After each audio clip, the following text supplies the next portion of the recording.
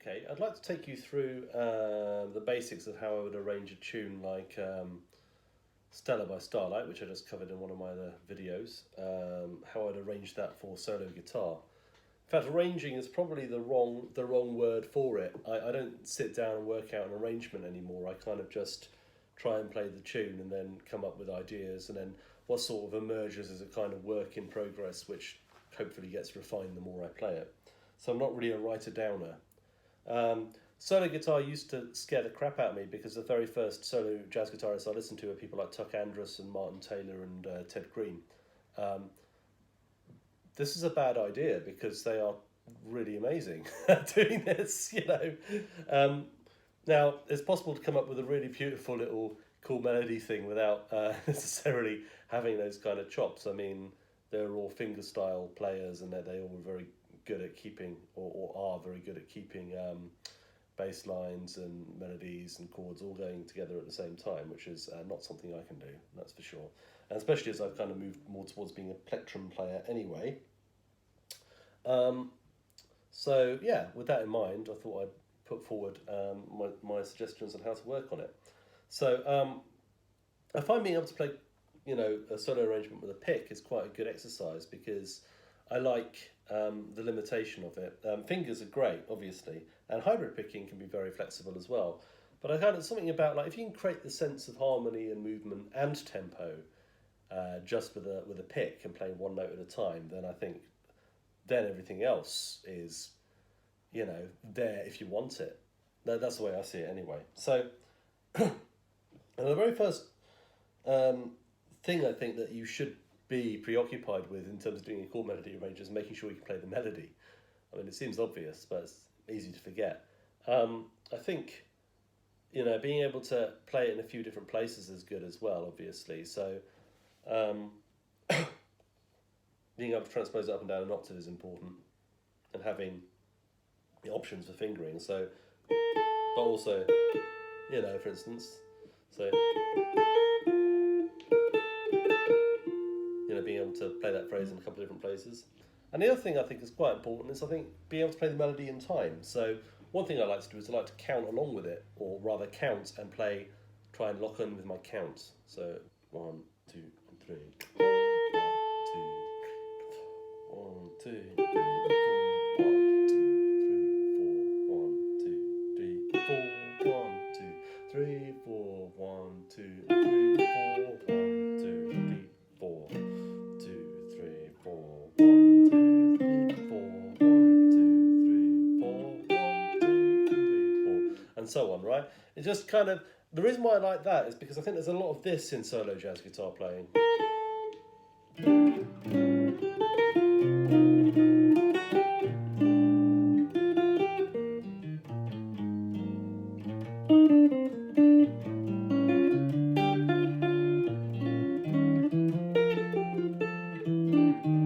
Which is fine, but it's kind of just a bit free-timey. And although that can be beautiful, you know, especially like for a ballad.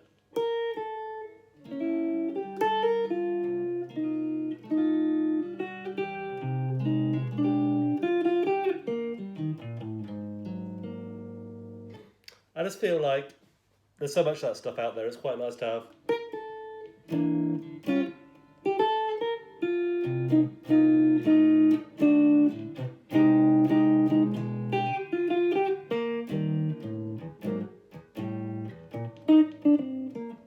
Something with maybe a bit of swing to it. So that's why I feel like it's really important to establish a sense of tempo sometimes in your solo playing, because there's only so much free time that the human ear really wants to hear, I think. And also because it can be used as an excuse for hiding, you know, you hide behind the fact that you're playing a solo instrument to not actually play in time, which I think is a big problem. Okay. So once the melody is internalized and you can feel it, you know, and play at different tempos in different places, then I think you can start slotting in the chords. And I don't think it has to be terribly complicated. So, like, I mean, for Stella by, I mean, generally, I suppose the first step is you need to have a decent repertoire of chords. So you need to have things with melody notes on top. I much prefer having a flexible approach where you play the melody notes first,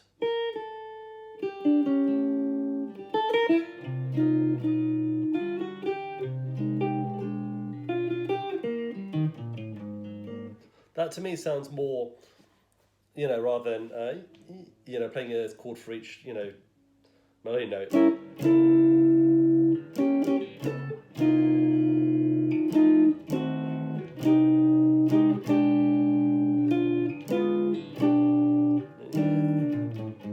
I mean, it sounds kind of cumbersome to me, so I don't really do that. So I'm inspired by Tuck Andrus's approach.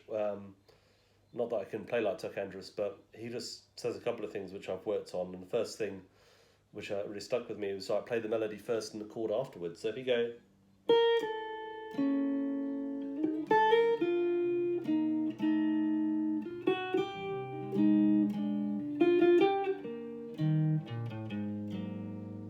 Okay. And you'll notice that, habitually now I'm kind of doing little counterpointy things in between. So I go. So, I mean, this would be a good first chord. It's got the melody note on top. And these obvious jazz voicings.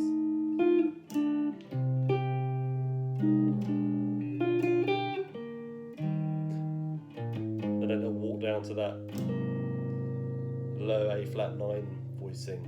It's a drop 2, right? Well, I don't know. Is the count as drop 2? It'd be a drop. No, I don't know what it is. Well, whatever you call that. It's it's an A flat 9 chord. Yeah. So it's basically So it's basically the same voicing as that, but down an octave. Okay. So that walking bass is an obvious thing to insert between phrases. But that way, it's also suited to plectrum guitar because I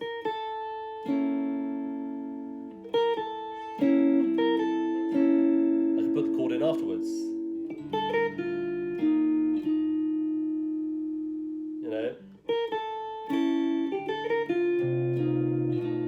So like melody-based chord there. And if you, especially on this telly, if you go.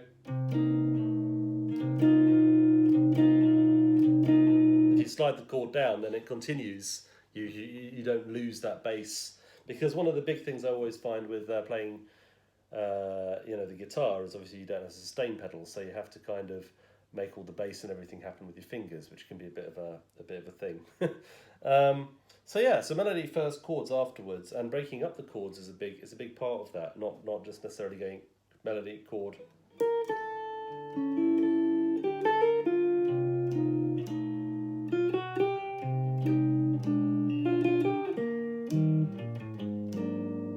That's a nice little part arrangement there, a little arrangement-lit, just those few bars. So the next part, I'm using a technique which is really very simple, it's just playing bass and melody.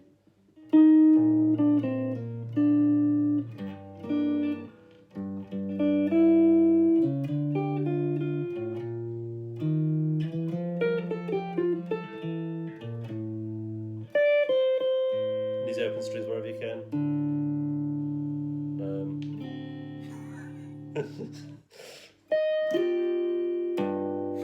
Hard to reach that one, so I have to tap.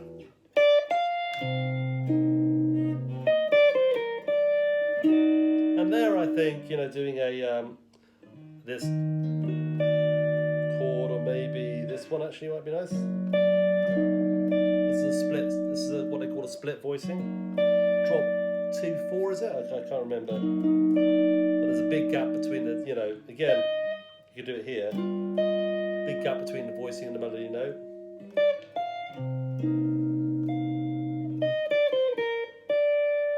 Yeah, I like that. Same thing here.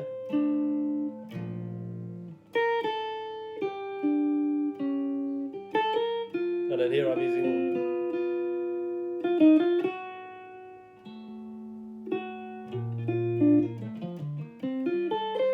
So I used another technique there where I was really bare on the last day. I was just going.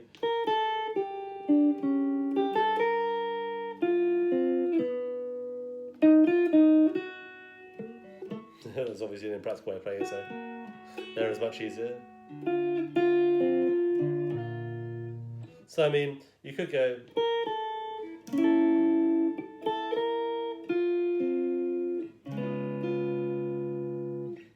And then.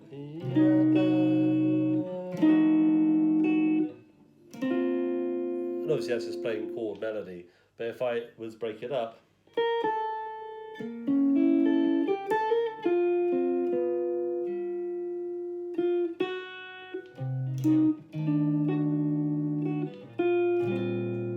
and always melody first as much as possible, I think. You know, again with the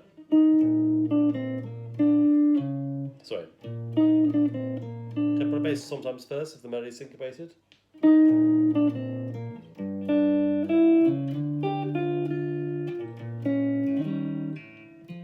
So bass first there.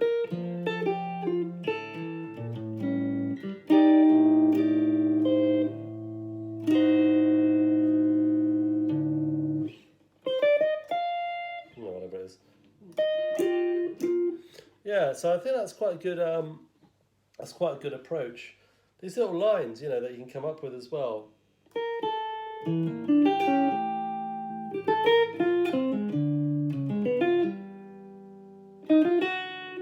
And what I'm doing there is I'm just like the Pete Bernstein thing. I'm just articulating the chord. So instead of playing half diminished, I'm going, and then I'm going down to a tritone sub. So like an E flat 7, maybe with a flat. So,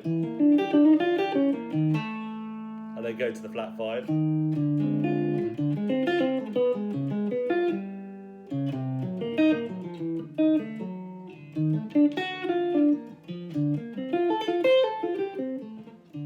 It's all just chord shapes,